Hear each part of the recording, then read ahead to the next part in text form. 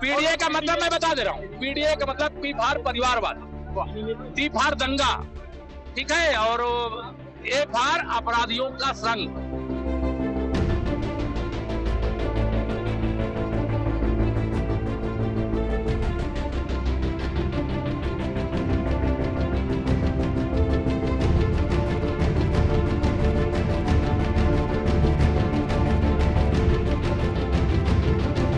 NDA के मुकाबले मैंने कहा पीडीए, और मैंने कहा पिछड़े दलित अल्पसंख्यक मुसलमान भाई।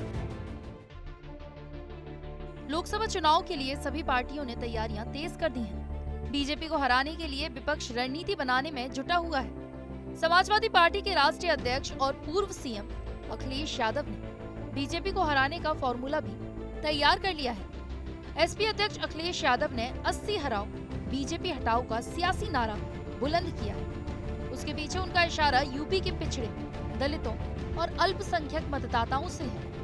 अखिलेश के दावे के मुताबिक वो 80 लोकसभा सीटों वाले यूपी में पीडीए की एकजुटता से बीजेपी को हरा देंगे। अब क्या है यूपी में पीडीए का जातीय समीकरण, सबसे पहले वो समझिए।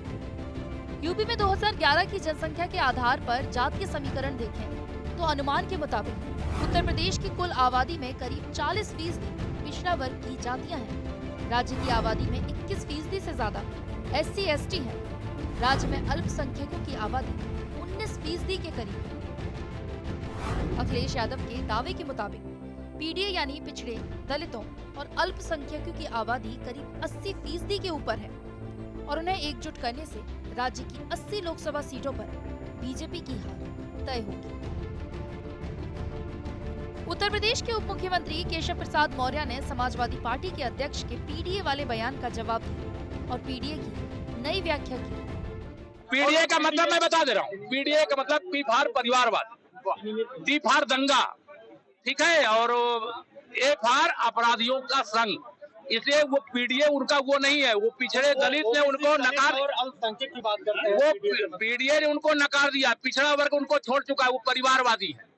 और दलित तो उनको कभी देख नहीं सकता क्योंकि सत्ता में रहते हुए उन्होंने दमन किया है और मुस्लिम तुष्टीकरण की राजनीति करके उन्होंने केवल बांटो और राज करो का काम किया है।